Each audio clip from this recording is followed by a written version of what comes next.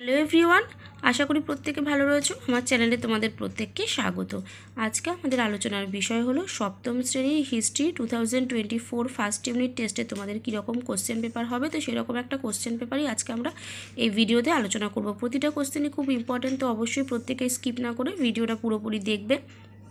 ভালো লাগলে অবশ্যই একটা লাইক করে দিও। তো চলো আলোচনাটা শুরু করা যাক। দেখো, তোমাদের ফার্স্ট ইউনিট টেস্ট হবে কিন্তু 15 মার্কসে।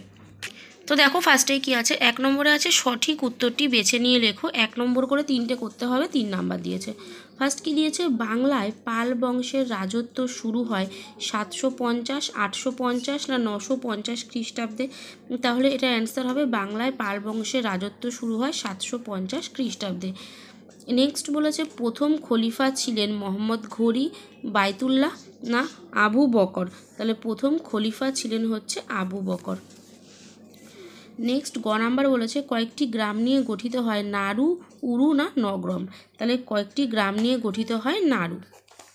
এবার চলে আসছি 2 নাম্বারে। 2 নাম্বারে বলছে এক কথায় উত্তর দাও। 1 নাম্বার করে দুটো করতে হবে, 2 নাম্বার। বলেছে সকলোত্তর পথনাথ কার উপাধি ছিল? উত্তর হবে হর্ষবর্ধনের উপাধি ছিল। নেক্সট কোশ্চেন বলেছে পৃথিবীর সর্ববৃহৎ বৌদ্ধ মন্দিরটি কোনটি? উত্তর লিখব পৃথিবীর সর্ববৃহৎ বৌদ্ধ মন্দির হলো ইন্দোনেশিয়ার বোরোবুদুরের বৌদ্ধ মন্দির। নেক্সট কোশ্চেন বলছে 3 নাম্বার যে কোনো একটি প্রশ্নের উত্তর দাও, 2 নাম্বার থাকবে। একটা প্রশ্নের উত্তর লিখতে হবে, 2 নাম্বার। কি বলেছে প্রাচীন বাংলার প্রধান দুটি অঞ্চলের নাম লেখো। তার সঙ্গে আবার আছে প্রাচীনকালের বঙ্গ বলতে কোন অঞ্চলকে বোঝানো হতো। তো দেখো অ্যান্সার হবে প্রাচীন বাংলার প্রধান দুটি অঞ্চলের নাম হলো পুণ্ড্রবর্ধন ও বরেন্দ্র। প্রাচীনকালে ভাগীরথী ও পদ্মার মাঝে ত্রিভুজের মতো দেখতে বদ্বীপ অঞ্চলটিকে বঙ্গ বলে বোঝানো হতো। নেক্সট কোশ্চেন বলছে লক্ষণ সেনের রাজসভার পঞ্চরত্নদের নাম লেখো। উত্তর লিখব লক্ষণ সেনের রাজসভার পঞ্চরত্নদের নাম হলো জয়দেব, গোবর্ধন, উমাপতিধর, ধৈ ও শরণ। নেক্সট চলে আসছি 4 দাগে বলছে যে কোনো একটি প্রশ্নের উত্তর দাও। একটা করতে হবে, 3 নাম্বার দিয়েছে। তাহলে ফার্স্ট কোশ্চেন কি দিয়েছে দেখো, শশাঙ্ককে কেন বৌদ্ধ ধর্মবিদ্বেষী বলা হয়?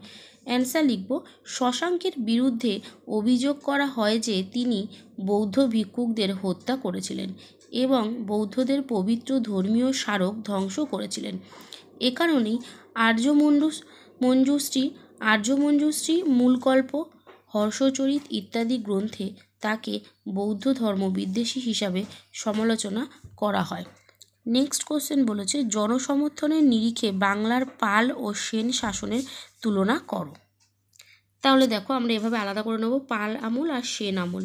ঠিক আছে, পাল আমলে কি বলছে 400 বছরেরও বেশি স্থায়ী হয় পাল আমল, আর সেন আমল হচ্ছে 100 বছরের কিছু বেশি স্থায়ী হয়। তারপরে বলছে জনগণের সমর্থনে গোপাল ক্ষমতাশীল হন, আর সেন আমলে হচ্ছে জনগণের সমর্থনে বিজয় সেন ক্ষমতায় আসেন। তারপরে পাল আমলে বলছে সমাজের পাল রাজারা নিজেদের গ্রহণযোগ্য, ওদিকে সেন আমলে সেন রাজারা সমাজে তেমন গ্রহণযোগ্য ছিলেন না।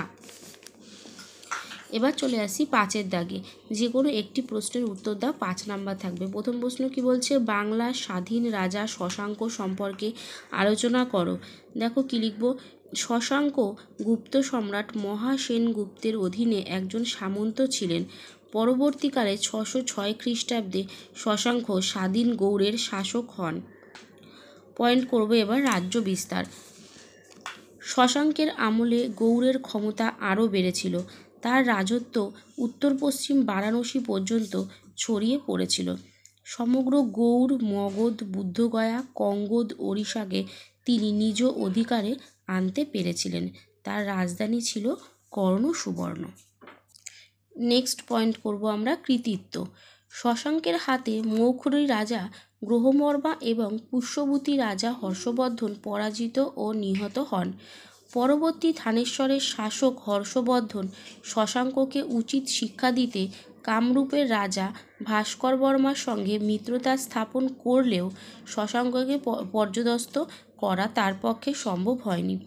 অবশেষে 637 খ্রিস্টাব্দে শশাঙ্ক মারা যান। নেক্সট কোশ্চেন বলেছে বিক্রমশীল মহাবিহারের পরিচয় দাও।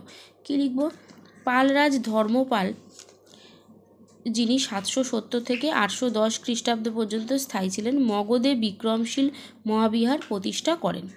পয়েন্ট করব শিক্ষা পরিকাঠামো। লিখব যে বিক্রমশীল মহাবিহার ছিল নালন্দার মতো বিদ্যাচর্চার উল্লেখযোগ্য কেন্দ্র।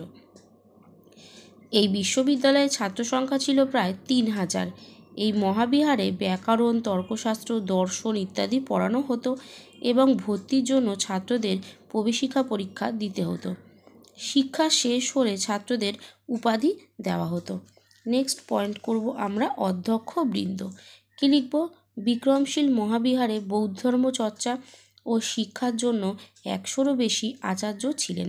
তাদের মধ্যে উল্লেখযোগ্য ছিলেন শান্তিপদ, কল্যাণরক্ষিত, শ্রীধর, অভয়াকর গুপ্ত প্রমুখ।